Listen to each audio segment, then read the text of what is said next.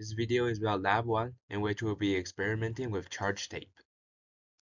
The purpose of this lab is to calculate the number of electrons lost by a piece of charge tape in order to understand key concepts such as Coulomb's law.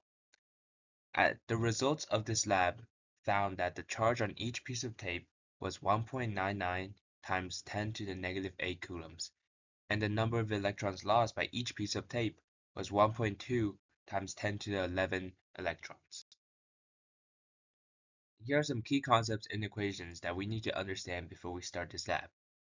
The first concept that we need to understand is Coulomb's law, which describes the force of attraction or repulsion between two unlike or like charges. The equation for Coulomb's law is K times the charges of the two objects divided by r squared.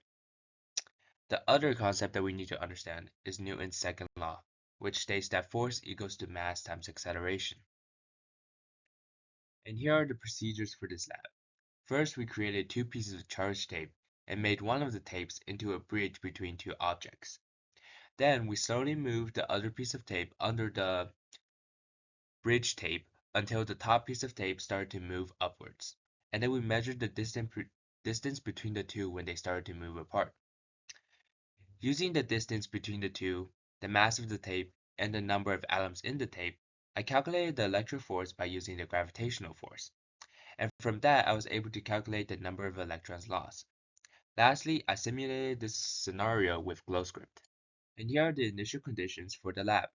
The system of this experiment was the charge tape on the bridge, and the surrounding was the other piece of charge tape as well as everything else affecting the tape. I found that the mass of the tapes were 0.00025 kilograms, and the length of the tape was 0.25 meters, and the width of the tape was 0.02 meters. And from that, I found that the area of the tape was 0.005 meters squared, and then the atom's area was 1 times 10 to the negative 20 meters squared. And using the tape's area as well as the atom's area, I was able to find the number of atoms on the piece of tape, which was 5 times 10 to the 17. And here are the conditions that I found during my lab. The distance between the two tapes when they start to affect each other was 0.0381 meters. And here I drew a free body diagram to represent the system. The force of gravity down, and there is a force of electric force going up, and the net force is equal to 0 as the tape stopped moving. Thus, there is zero acceleration, thus the net force has to be 0. So the force of gravity is equal to the electric force. The magnitude of the force of gravity I found was 0.00245 newtons, and the magnitude of electric force is equal to that, so it's also 0.00245 newtons. Now I'll be calculating the amount of excess electrons lost during this experiment on the piece of tape. First, I used Coulomb's law to find the charge on each piece of tape, which I found to be 1.99 times 10 to the negative 8 coulombs. To find the number of electrons lost, I divided the electric charge by the charge of an electron, which the result being 1.2 times 10 to 11 electrons, meaning that is the amount of electrons that we lost. And now the ratio of atoms to electrons was found to be 4.2 times 10 to the 6 atoms per electron.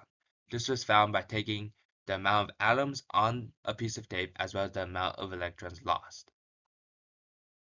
And here's the code I used to simulate my experiment. First, I included all of the constants and variables needed for this lab, such as the mass, length, width of the tape, as well as the distance between the two pieces of tape. Then I included my calculations needed in order to calculate for the charge of one piece of tape, as well as the numbers of electrons lost on one piece of tape. And as you can see from the highlighted portion, the numbers generated from the computational model is pretty similar to the numbers I calculated on paper.